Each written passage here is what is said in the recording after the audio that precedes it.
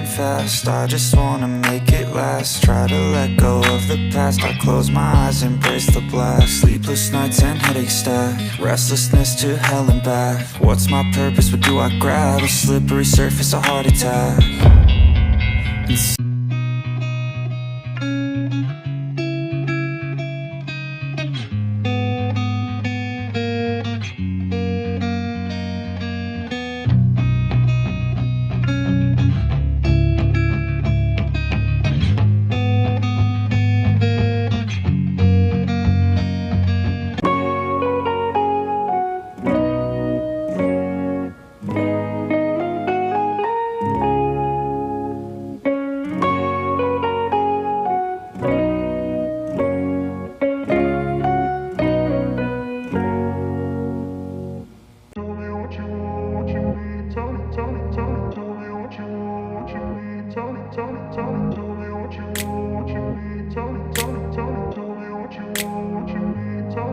I grew up in a place where they told you what to chase, told you how to run the race.